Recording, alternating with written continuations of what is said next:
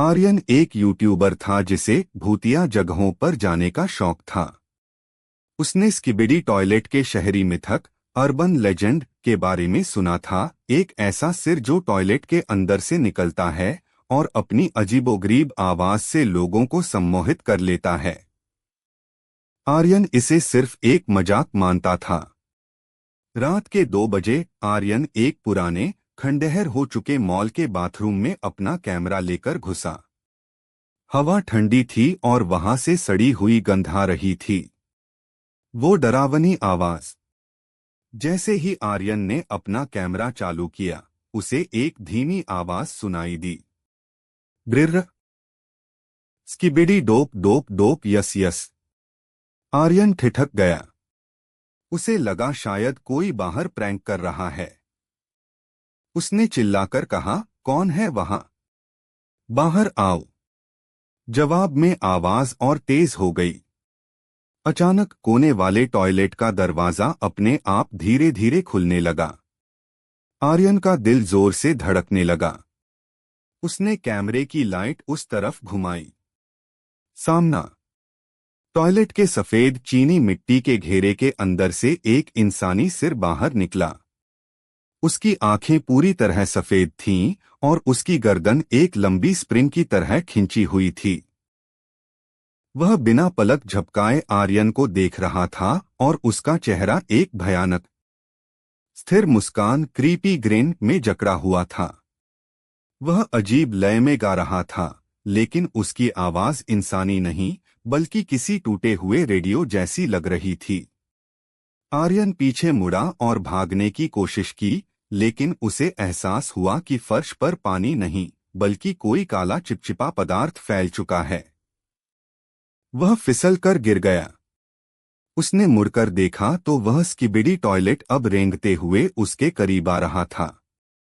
उसकी गर्दन और लंबी होती गई, यहां तक कि उसका चेहरा आर्यन के चेहरे के बिल्कुल सामने आ गया। आर्यन की चीख उसके गले में ही दब गई जब उस जीव ने अपना मुंह खोला। अगली सुबह पुलिस को मॉल के बाथरूम में सिर्फ आर्यन का कैमरा मिला। कैमरे की आखिरी फुटेज में बस एक धुंधला सा चेहरा और वही डरावनी आवाज सुनाई दे रही थी, स्किबिडी स्किबिडी स्किबिडी। एक साथ खुले। उनमें से 3 अलग अलग चेहरे निकले, जिनकी गर्दनें सांप की तरह आपस में लिपटी हुई थीं। एक चौंकाने वाला खुलासा। समीर ने गौर किया कि उन चेहरों के पीछे गर्दन में कुछ मेटालिक तार वायर्स लगे थे। ये केवल भूत नहीं थे, ये किसी लैब में बनाए गए बायोमैकेनिकल जीव थे। तभी बीच वाले सिर ने अपनी आंखें खोलीं और समीर का नाम पुकारा, समीर, तुम अगले हो। वह चेहरा कोई अनजान नहीं बल्कि आर्यन का था। उसका शरीर गायब था, सिर्फ उसका सिर उस मशीन टॉयलेट से जुड़ा हुआ था। वह रो रहा था, लेकिन उसके मुंह से सिर्फ वही स्किबिडी गाना निकल रहा था, जैसे कोई उसे कंट्रोल कर रहा हो। घेराबंदी। बाथरूम के सारे निकास द्वार अचानक बंद हो गए। दीवारों से काले रंग का तरल पदार्थ रिसने लगा। समीर ने देखा कि छत से भी एक विशालकाय स्किबिडी टॉयलेट नीचे उतर रहा था, जिसकी आंखें लाल रंग की लेजर जैसी चमक रही थीं। समीर ने अपनी गन निकाली, लेकिन उसे पता था कि गोलियां इन पर बेअसर होंगी। उसे उस सिग्नल को तोड़ना था जो इन्हें कंट्रोल कर रहा था। क्या समीर उस सिग्नल को रोक पाएगा, या वह भी आर्यन की तरह इस भयानक सेना का हिस्सा बन जाएगा? समीर चारों तरफ से घिर चुका था। आर्यन का चेहरा और वे अन्य डरावने सिर उसकी ओर बढ़ रहे थे। तभी बाथरूम की छत कांच के टुकड़ों के साथ टूटकर गिरी। धुएं और मलबे के बीच से एक लंबी आकृति खड़ी हुई। उसने सूट पहना हुआ था, लेकिन उसके कंधे पर सिर की जगह एक विशाल हाईटेक कैमरा लगा था। यह कैमरामैन था, इंसानों द्वारा बनाया गया एक गुप्त हथियार जो इस स्किबिडी वायरस को खत्म करने के लिए डिजाइन किया गया था। कैमरा बनाम टॉयलेट। कैमरामैन ने अपने सिर से एक शक्तिशाली नीली फ्लैश लाइट छोड़ी। जैसे ही वह रोशनी उन टॉयलेट वाले सिरों पर पड़ी, वे दर्द से चिल्लाने लगे। आर्यन का सिर भी पीछे हटा। उसका स्किबिडी गाना अब फटने वाले स्पीकर जैसी कर्कश आवाज में बदल गया था। समीर ने चिल्लाकर पूछा, तुम कौन हो? कैमरामैन ने जवाब नहीं दिया, लेकिन उसने समीर की ओर एक डिवाइस फेंका।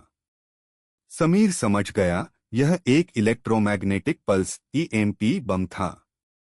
अंतिम प्रहार।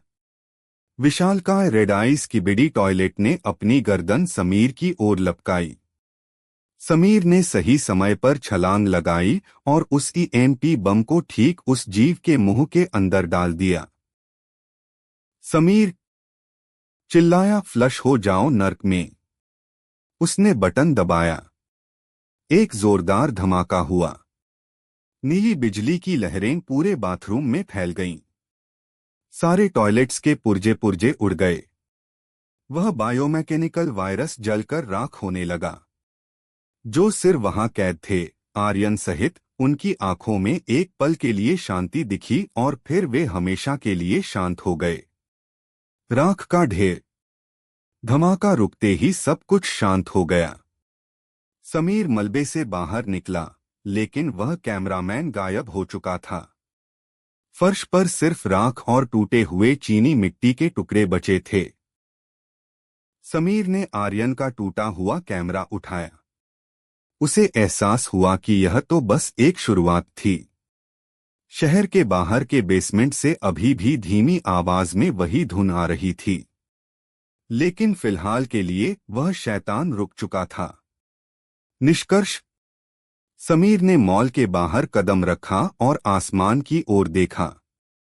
उसने कसम खाई कि वह उस लैब को ढूंढ निकालेगा जहां ये बनाए जा रहे हैं।